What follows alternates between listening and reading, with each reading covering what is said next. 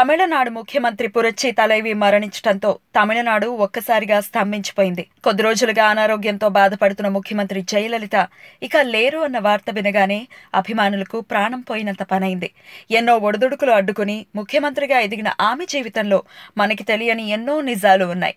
అవేంటో చూద్దాం. కర్ణాటకలో పాత మైసూరు సంస్థానంలో మాండ్యలో పుట్టిన ఆమె అసలు పేరు కోమలవల్లి. నాయకురాలిగా, నటిగా ఆమె జీవితమంతా తమిళనాడులోనే సాగింది. ఆమె విశ్రాంతి అంతా హైదరాబాద్ లో కోంపల్లి ప్రాంతంలో ఉండే ఫామ్ హౌస్ లో ఉండేది. ఆమె 5వ ఏట నుంచి భరతనాట్యం నేర్చుకోగా తల్లి బలవంతం మీద 15వ ఏటనే సినిమాల్లోకి అడుగుపెట్టింది. ఆమె మొదటి సినిమా యంగ్ విడో పాత్ర.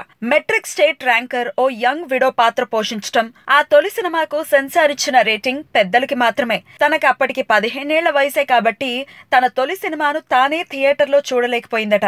స్లీవ్లెస్ బ్లౌజులు వేసుకుని జలపాతం కింద తడుస్తూ పాటలో నటించిన తొలి తమిళ నటి కూడా జయలలితే. ఆమె సినిమా కెరియర్ మొదట్లోనే శోభన్ బాబుని ప్రేమించింది. ఆ ప్రేమ అలాగే కొనసాగింది. అందుకే ఆమె వివాహం చేసుకోలేదు. అయితే శోభన్ బాబుతో ఆమెకు శోభన అనే కూతురు పుట్టిందని మాత్రం ప్రచారం ఉంది. కానీ ఆమె గురించి ఇప్పటి వరకు ఎవరికీ తెలీదు. తమిళంలో ఆమె సిల్వర్ జూబ్లీ సినిమాలే అధికం. 85 సినిమాల్లో 80 హిట్లే. ఇజ్జత్ అనే హిందీ సినిమాలోనూ నటించింది, అది హిట్టే. ఇక తెలుగులో ఆమె నటించినవి 28 సినిమాలు. ఆమెకు ఒక సోదరుడు కూడా ఉన్నాడు, పేరు జయకుమార్. అతను 1995లో చనిపోయాడు. అతి చిన్న వయసులోనే ముఖ్యమంత్రిగా ఎన్నికైన వారిలో జయలలిత ఒకరు. ఆమెకు ఇంగ్లీష్ పుస్తకాలు చదవటం అంటే మహా ఇష్టం. ఎప్పటికీ ఆమెతో ఆ పుస్తకాలు ఉండేవట. ఆమె మంచి రచయిత్రి కూడా. ఎస్టరియర్ తమిళ వీక్లీలో థాయ్ పేరుతో రాస్తూ ఉండేది. క్రికెట్ మ్యాచ్లంటే కూడా ఆమెకు ఇష్టమే. కేవలం పటోడిని చూడటం కోసమే ఆమె క్రికెట్ మ్యాచ్లకు వెళ్లేదట.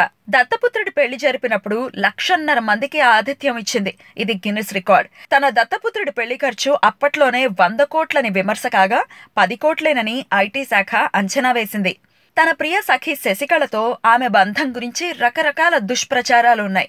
శశికళను కాస్త దూరం ఉంచటం మొదలెట్టగానే అదే శశికళ జయలలితకు స్లో పాయిజన్ కుట్ర చేసిందని తెహల్కా కథనం. అప్పటినుంచి జయ ఆరోగ్యం క్షీణించి చివరకు రోజుల తరబడి చికిత్స చేసినా చక్కబడలేదనేది విమర్శ. 1992లో కుంభకోణంలో మహామకం ఉత్సవాల్లో ఆమె సాంప్రదాయ స్నానం ఆచరించడానికి వెళ్లగా అక్కడ జరిగిన జనం తొక్కిసలాటలో 50 మంది మృతి చెందారు. 1992లోనే అప్పటి గవర్నర్ చెన్నారెడ్డి తన పట్ల అమర్యాదగా వ్యవహరించాడని ఆమె ఆరోపించింది. 1996లో సుబ్రహ్మణ్య స్వామి జయలలితపై కేసు పెట్టినప్పుడు బయటపడ్డ ఆస్తులు మొత్తం 66 కోట్లు. అయితే అందులో అందర్నీ ఆకర్షించినవి 12,000 చీరలు, 30 కిలోల బంగారం, 2,000 ఎకరాల భూమి, 750 జతల చెప్పులు, 8 క్వింటాళ్ల వెండి. 1997లో ఆస్తుల జప్తు జరిగినప్పుడు ఇక ఆభరణాలు ధరించనని ఒట్టు పెట్టుకుని తిరిగి అధికారంలోకి వచ్చాకే 2011లో ధరించింది. పాలనలో ఆమె నియంతలాగే వ్యవహరిస్తుందని ఎవరైనా విమర్శలు చేసినా, వార్తలు రాసినా ఎడాపెడా పరువు నష్టం కేసులు పెట్టించేది. కానీ విధేయత విషయంలో మాత్రం పాతకాలం చక్రవర్తులు కూడా పనికిరారు అని అనేవారు. ఇక పార్టీకి చెందిన మంత్రులు, ఎమ్మెల్యేల పాదాభివందనాలు చాలా కామన్. ఆమె కళ్లల్లోకి నేరుగా చూడొద్దని, బుకే ఇచ్చేసి వెనక్కి తిరిగి వీపు చూపకుండా వెనక్కి నడిచి రావాలని గన్మన్ చెప్పేవారట. స్కూల్లో ఓ క్లాస్మేట్ లవ్ కు పోస్ట్ మ్యాన్ గా వ్యవహరించింది. ఆమె తల్లికి విషయం తెలియగానే తనపై నిందలు వేసి తప్పుకుందట. మొదట్లో ఎంజీఆర్ ఆమెని సందేహించేవాడట. ఆమె ప్రతి కదలికపై నిఘా వేసి ఉంచేవాడట. వీడియో పార్లర్ నడుపుకునే శశికళను కూడా గూఢాచార్యం కోసమే ఎంజీఆర్ జయలలిత వద్ద ఉంచాడట. 1981లో రాజకీయాల్లోకి రాగానే 1983లో రాజ్యసభ సభ్యురాలైంది. అయితే 1984లో ఎంజీఆర్ కు స్ట్రోక్ వచ్చి అనారోగ్య సమస్యల్లో ఉంటే ఈమె రాజీవ్ ను, గవర్నర్ ఖురాన్ ను కలిసి తనను సీఎంని చేయమని అడిగిందట.